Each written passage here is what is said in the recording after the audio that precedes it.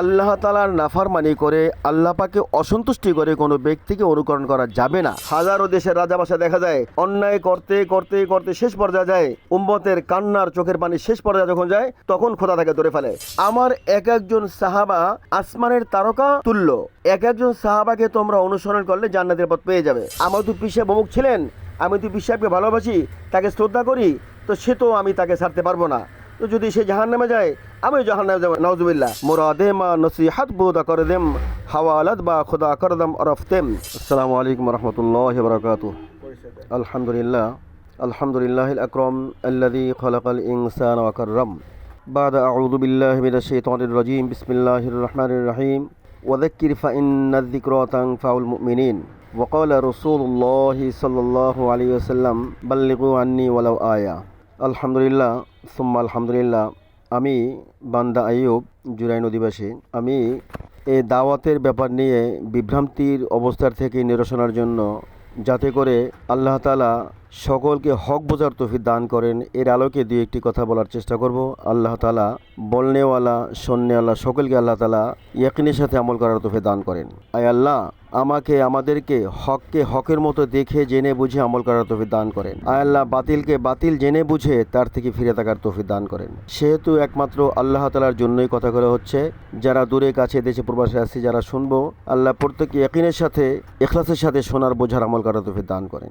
যে অবস্থার মধ্যে আমরা আছি, কাকেল যখন মুরব্বীর হেদায়েত দিতেন তখন বলতেন, মান আতাআল আমিরা ফাকাদ আতাআনি ওয়া মান আতাআনি কানা মাই ফিল জান্নাহ। যে ব্যক্তি তোমাদের জামাতের জিম্মাদারকে মানলো সেজন্য আমি রসুলকেই মানলো, আর যে রসুলকে মানবে সে রসুলের সাথেই জান্নাতে থাকবে। তো তুমি তোমার জামাতের জিম্মাদারকে কতক্ষণ মানবে? যতক্ষণ তোমার জামাতের জিম্মাদার শরিয়াত মতো চলবে, শরিয়াত গর্হিত কোনো কাজ না করবে, ততক্ষণ মানা তাকে ওয়াজিব। যদি আল্লাহ না করুক তোমার জামাতের জিম্মাদার, তোমার দায়িত্বশীল, তোমার রাহবার, তোমার আমির যদি লাঞ্ছিত হয়ে যায়, তখন তাকে ছেড়ে দেওয়া উচিত, তখন তাকে আর মানা যাবে না। ভালো করে বুঝি, মান আতাআল আমির ফাকাদ আতাআনি।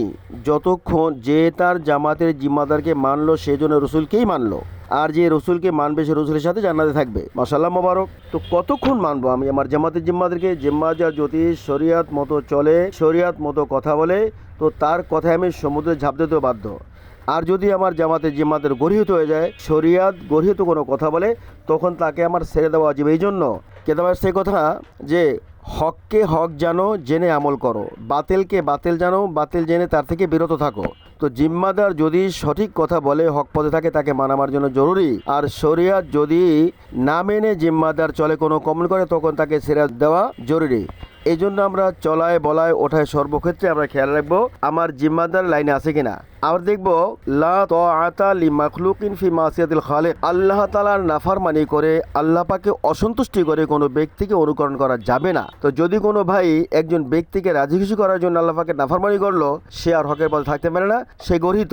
আর যেহেতু যদি কোনো আলেম না, আসমান থেকে জিবরিল নেমে যদি বলে যে মুসা পয়গম্বর যদি তুর পাহাড়ে না যাইতেন, তাহলে এই কাজ করতো না, বলি সকলে বলি নাউজুবিল্লাহ, এই কথাটা কুফরি, এই কথা আল্লাহর সাথে সাংঘর্ষিক। এই জন্য আল্লাহ তাআলা চয়ন করলেন তুমি তুর পাহাড়ে যাও, ওহী দান করব। আয়াত শামিল, হাদিস শামিল, বুড়ি বুড়ি ঘটনা এখানে শামিল। এক, যদি ইউসুফ পয়গম্বর জেলখানা থেকে যে সে তার রাজার কাছে ভিক্ষা চাইলো বা করুণা চাইলো খোদার কাছে বাদ দিয়ে, এটা মানবিক ব্যাপার, এটা নবীদের শানে নয়। যেহেতু কিতাবে আসছে কুল্লু আম্বিয়া মাসুম, সমস্ত নবীরা নিষ্পাপ বেগুনা, আল্লাহ পাকের সিলেক্টেড। এখানে লোকমাতার মতো কোনো ফকির নিবাস অধিকার নাই, কেউ মাইন্ড করবেন না। এখানে আল্লাহর সাথে কথা বললে সেই খোদ কাফের হয়ে যায়, তাকে অনুসরণ হারাম হারাম কবিরা গুনাহ। তো আল্লাহকে যে ভুল ধরবে, নবীকে ভুল ধরবে, যেহেতু হাদিসে কুল্লু আম্বিয়া মাসুম, সমস্ত আম্বিয়া কেরাম নবীগণ তারা বেগুনা মাসুম নিষ্পাপ, সেখানে আমার মতো কলিমতি সলিমতি লোকমা দিব, এটা অত্যন্ত বেয়াদবি, এটা গর্হিত, এটা লজ্জার ব্যাপার, নির্লজ্জতার ব্যাপার, বেহায়ের ব্যাপার, কম আকলের ব্যাপার, কম বুদ্ধির ব্যাপার। এভাবে বিভিন্ন কথা যেগুলো আমার গর্হিত, সে যেই বলুক, আসমান থেকে আমি বললাম, জিবরিল বললে, সেও কাফের হয়ে যাবে, তার ঈমান থাকবে না। এই জায়গা থেকে তওবা করার জায়গার মধ্যে আমাদের ওয়াজিব, প্রত্যেকের ওয়াজিব। আমি একজন নাখান্দা গোলাম, আমি দাওয়াতের নিসবতে এসে আমি দিনের সমজ পাইছি, বুঝ পাইছি। হাজারো মানুষ আলহামদুলিল্লাহ আল্লাহ পাকের দিনে বুঝ দিয়েছে। এই দাওয়াতের বদৌলতে, দাওয়াতের মাধ্যমে নবীওয়ালা কাজ, আমাদের জন্য করা জরুরি। হাজিরিন, এবং সাহাবায়ে কেরামকে আমরা কিছু ভাইরা ভুল ধরি। সাহাবায়ে কেরাম যদি এই কাজটা না করতেন তাহলে হয়তো না। সমস্ত সাহাবার ব্যাপারে কুল্লু সাহাবা মাগফুর, আল্লাহ তাআলা তাদেরকে ক্ষমা করে দিয়েছেন। আর আত্তাইবু মিনাজ যামবি কামান লা যামবালা, যদি কোনো ব্যক্তি তওবা করলো আল্লাহ তাআলা তার গুনাহ খাতাকে এভাবে মাফ করে দেন যে তার আমল নামে কোনো গুনাহই ছিল না। তো যেহেতু সাহাবায়ে কেরাম আগে তারা বিভিন্ন পথে ছিলেন, যখন তারা ঈমান আনছেন আল্লাহ তাআলা তাদেরকে মাগফুর ঘোষণা করেছেন, তাদেরকে মাফ করে দেওয়া হইল, তাদের পিছনে কোনো গুনাহ নাই। এখন অত বড় হাস্তি, এত বড় ব্যক্তিত্ব তারা ছিলেন। আবার রসুল বলেন আস-সাহাবিকান নুজুম বিআইহিম ইকতাদাইতুম ইহতাদাইতুম, আমার এক একজন সাহাবা আসমানের তারকা তুল্য, এক একজন সাহাবাকে তোমরা অনুসরণ করলে জান্নাতের পথ পেয়ে যাবে। এখন সাহাবাদের ভুল ধরার মতো আমাদের মতো কার সাহস হয়? এ বেয়াদব, এ অযোগ্য, এ অথর্ব, এ কম আকলের লোক। সাহাবাদের ভুল ধরার কোনো সুযোগ তারও নাই। হ্যাঁ, সাহাবাদের ব্যাপারে রসুল যেহেতু বলেছেন 10 জন সাহাবার গোসা দুনিয়ায় জান্নাতি তারা, আমরা জানি মশহুর কথাগুলো হাদিসে গোলাবাকেরা বলতেছেন, আপনারা বারবার শুনেছেন। এই সমস্ত সাহাবাদের ব্যাপারে আমরা যদি কলম ধরি এটা ভুল করব। এতশো বছর পরে মরহুম ইলিয়াস রহমতুল্লাহ আলাইহি তার দিলে এমন এক জ্বলন পয়দা হলো, এমন এক ব্যথা আসলো, এই ব্যথার বদৌলতে উনি নিজে কাজের লোককে কামলা নিয়ে তাদেরকে পারিশ্রমিক দিয়ে তাদের মাধ্যমে দাওয়াত শুরু করলেন। তার দিলের ব্যথা আর জ্বলন এত পছন্দ আল্লাহ পাকের কাছে, এই দাওয়াত মাটি নিজেও চলে, আকাশের উপরে চলতেছে। এই দাওয়াত বিমানেও চলে, ট্রেন পথেও চলে। এই দাওয়াতটা আমার পৃথিবীব্যাপী চলতেছে। আজকে যদি আমি এই শেষ জামানায় ফিতনার যুগে আসে ফিতনা ছড়াই, তো আমার সে মুফসিদ আরেকজন আছে কিনা আমার জানা নাই। এখন হাজিরিন, টুকটাক কথা তো মাশাআল্লাহ হচ্ছে, আমরা শুনতেছি বুঝতেছি।